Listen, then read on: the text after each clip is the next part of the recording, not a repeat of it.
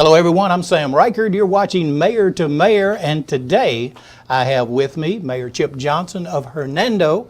Welcome to the show. I am glad to be here. It's good to see you again, Mayor. Good to see you again. We had some good times years ago working together for the benefit of Hernando and Olive Branch and the entire county, really. You know, Hernando's growing. It is growing, and I remember some of those good times. We called those our blue ribbon trips when we would go to D.C. Right, but I've always called them our begging trip because we were really up there begging for federal dollars. Well, that's what you do in Washington. You know, ask for money, and sometimes they hand it out. You know, it's our money that's been sent in to Washington, so certainly we should get a little of it back to help the citizens of DeSoto County and Hernando and Olive Branch. Your population over the last 10 years, according to Wikipedia, you know, which is the expert, the expert on everything, grew almost 20% over a 10-year period. I think the population figure is now 16,800 or so. 24th largest city in Mississippi now, and moving up. That's correct, and the city is growing. You know, sometimes people in the city will ask me, well, why are you trying to make our city grow? And quite frankly, I've never had that as something I wanted to do. I just wanted to create a good city, a great city for the citizens that live there. Well, as you well know, when you create a great place, everyone wants to come be part of it. So that's what you have to be ready for.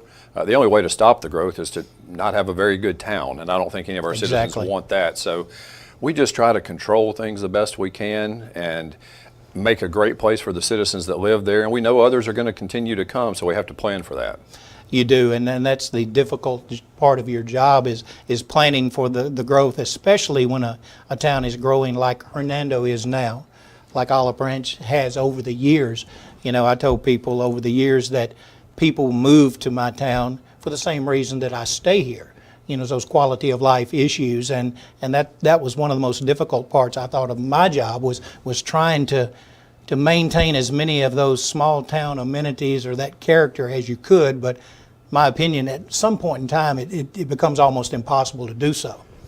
I think you're a little bit on the right trail there. We protect our courthouse square. You know, that when people think of Hernando, they picture that square, and that's the visible part of it. So we protect that, and it's growing. It's almost 100% occupied, and now it's starting to ooze down the side streets. New buildings are being built. People are moving downtown. But at the same time, we know we've got to have a sales tax base to support everything the citizens want. New parks, parking lots in parks, all the things that we really need. And that's why we planned years ago and annexed what would become the Mackingville exit on 269 and the Gitwell exit on 269. Those are the places that we can put the retail things that people might not want exactly by their homes, but we put them out at those exits, and then we can have the benefit of the sales tax dollars to do the things we need to do to continue to be a great town. And sales tax dollars are so important to your budget and to all the budgets of the towns of DeSoto County. I looked at your sales tax numbers, compared the previous 12-month period to the most current state fiscal year ends June 20th, and your sales tax dollars increased from $4.1 million to $4.8 million. So about $700,000 increase over a one-year period, which shows healthy growth and shows that maybe that Hernando shoppers are shopping more at home today. And we're not sure how much of that to attribute to the COVID epidemic. We know a lot of people worked from home, and we feel like since they were working from home, they weren't eating lunch in Memphis at their job. They were maybe eating lunch or running to the hardware store on their lunch break in Hernando. So even though we saw that huge growth and we're at 4.8 million, we're just not certain what's going to happen in this next year. So we budgeted the revenues and sales tax just to be flat. Even though I think we all feel like they're going to continue increasing, I think we had to be conservative on that until we really see what's going to happen. So we budgeted a flat 4.8 million in revenues for the coming year. Well, I continue to watch the sales tax numbers for all of the cities in DeSoto County and have watched them for years. And I was very surprised during the pandemic that for the most part, sales tax dollars increased to the area cities. And it indicated to me just what you said, that people were staying at home, shopping at home, not venturing out into more populated areas maybe and shopping there.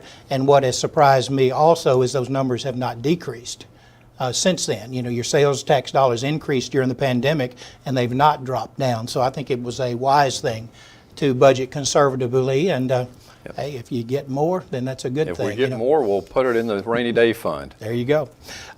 You just adopted your budget, We did. and again, without a tax increase.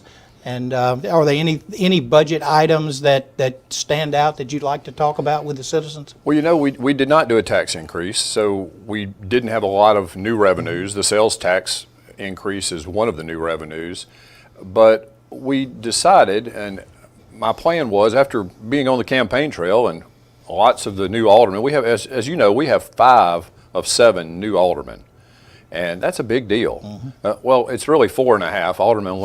Alderwoman Lynch was there for about 5 months, so I still count her as one of the new ones. But we have this entirely new board, and they're great. They're going to do some really good things for Hernando.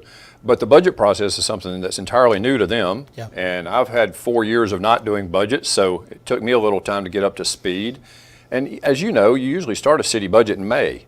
Right. Well, we didn't take office till July 1st, so when you're changing administrations, that happens. So we literally had to put everything on the back burner except the budget.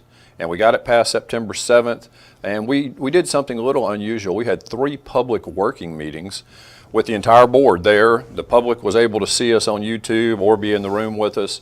And I would present 1 or 2 departments at a time, and we would literally work through them. The board had lots of questions for me and the city clerk, and some good ideas.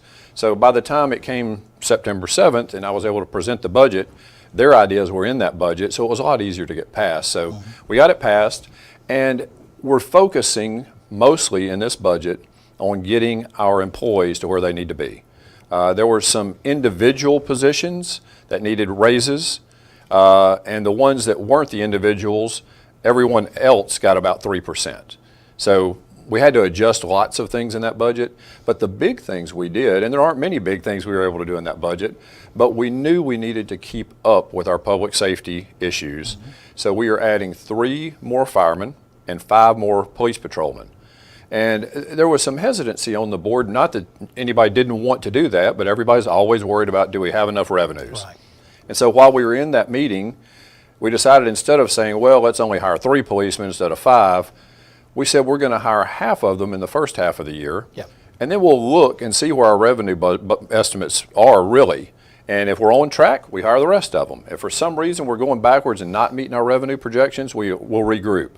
But in essence, this budget's going to get us 3 new firemen, 5 new policemen, and not much capital improvements. There just isn't room for those. But the one thing that the citizens of Hernando have been basically demanding is a new animal shelter.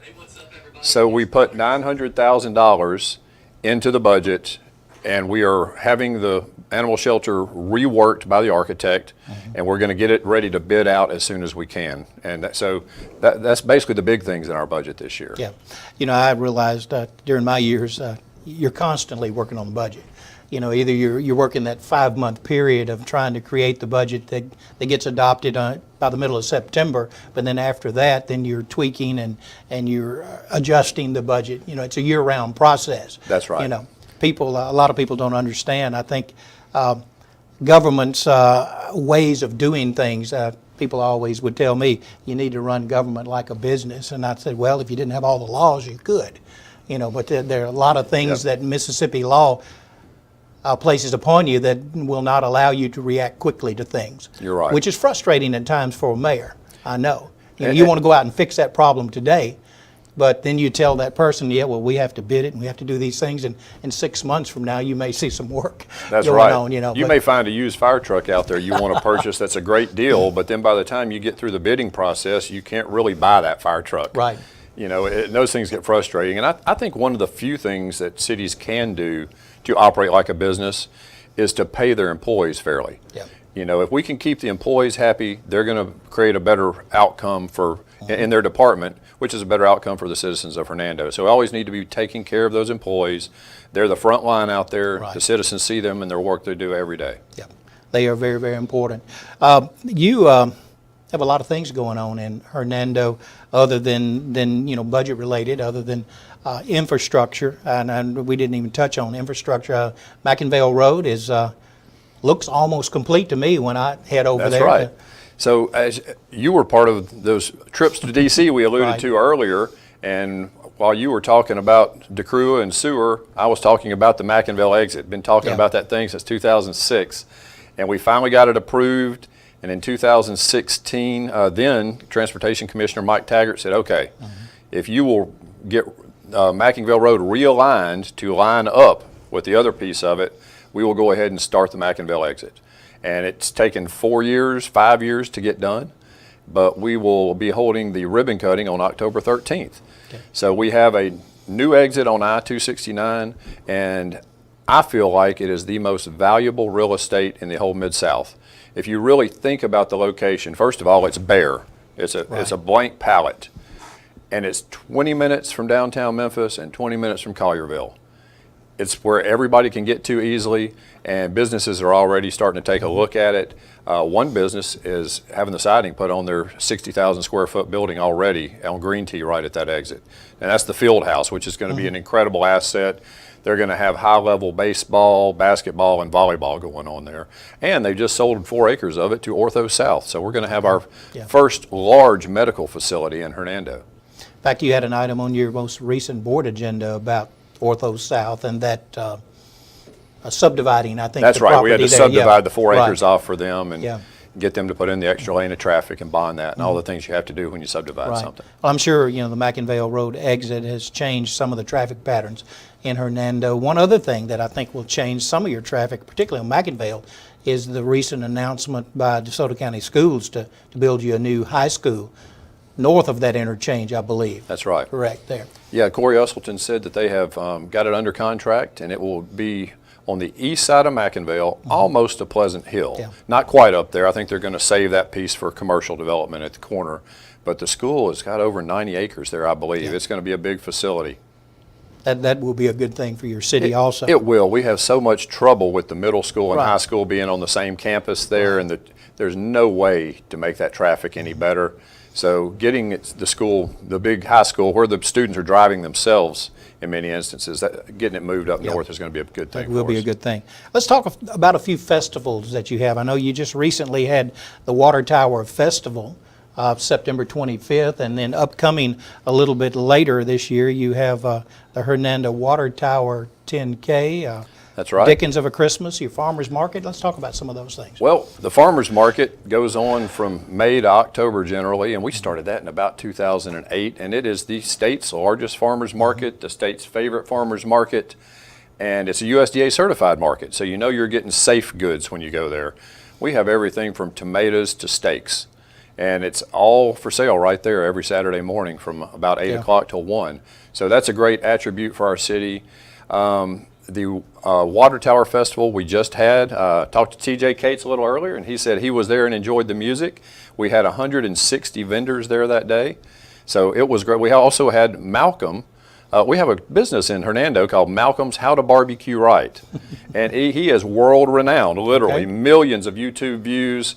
And so we've got a famous barbecue guy right there in our town. Well, he ran our barbecue festival for us at Water Tower. It went great. Everybody was happy with that. And then we do have the Water Tower 10K coming up October 9th. We started that thing years ago as health tourism. Nobody had ever really heard of a health tourism event, and we got $10,000 from the MDA to get it started as seed money. Now it runs itself, but we usually have 400 to 500 runners there, and many of them are from areas outside of Hernando. So we're bringing, that's what you want to do with tourism, is bring people in, let them see your town. Hopefully they'll come back and spend some money. So that's going on. And the Dickens of a Christmas is coming up, and that's why my beard's looking a little longer and raggedy, because I'm having to grow my beard out because I'm going to be in character, dressed in Victorian garb with the top hat, and Christy tells me I'm probably going to be dancing with a group there. Okay. So I need to get to practicing on that. But the Dickens of a Christmas won the statewide award at the MML at the Municipal League last year, and so it's going to be bigger and better this year, so we'll invite everybody to come out in November for that event. I visited your farmer's market a couple of months ago over there one Saturday morning, ran into my old buddy Nat Baker, former mayor of Horn Lake, was selling his tomatoes and vegetables there. So, you get good vegetables, homegrown products there, and you might run into somebody that you haven't seen in a long time. That's right. The camaraderie is a big part of that. You get to see your friends every morning, and when you're out there and the kids can run wild out there and they're trying to climb the trees, and it's just a wonderful atmosphere. And we almost always have some sort of live music at the farmers market. Yeah.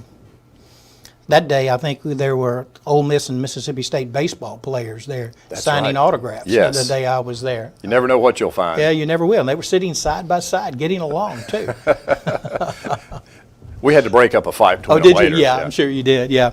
Okay. I noticed too that you mentioned your public meetings being streamed. You live stream all of your public meetings, I believe, on YouTube, don't you? We do, and we've just recently started doing the Planning Commission meetings as well. I think we've done 1 or 2 of those so far, and we just think it's good for transparency. Yeah. You know, and slowly people are starting to know that those are available, and we are getting quite a few views on there, which makes me feel good. You know, when you're sitting there in those meetings and you work so hard, and literally on September 7th when we were passing our budget, there were a lot of people in there for the other agenda items, and they all left as their agenda item was finished. And by the time we got to the budget, I had my department heads and 1 citizen in the room. And I'm thinking, man, nobody cares about our budget. Yeah. But then I was able to look back and see that we had quite a few views on YouTube. People were sitting at home in the comfort of their living room, probably laughing at us, but watching us pass the budget. And so they are staying informed. And when they hear that something happened at a meeting that really interests them, they can go back and view those YouTube videos and see if they like the way we reacted in that meeting or not. I noticed over the years at the budget meetings that I had at the City of Olive Branch, it was a rare occasion when someone even came and discussed anything or asked a question. And early on, it surprised me that no one would show up. And then later on, I mean, it was just the norm, I guess. That's what I expected. But that, you know, I mean, you're talking about spending millions of taxpayer dollars. That's and public can have the input if they choose to. Well, and that made me think of one major thing I left out of the budget talk a minute ago. You know, everybody talks about their streets, and we put $1.2 million in the budget this year for street repairs and overlays. And so now we're in discussions about which ones we do. Which ones, yeah. So we're having our engineer and our streets director look that over and come to us with some recommendations. Then the board will hopefully vote on those in December or January, so we can put them out to bid as a whole package. If we can bid it as one package, we get a better price. You can. And then everybody knows what's going to be paid. We can tell them this is what's happening this year. I had a lady call me one time when we paved streets, because you got to stop your paving somewhere. And she lived on the portion we didn't pave, and her complaint was not that her street had potholes, because that portion was okay, but she didn't like it because it changed colors.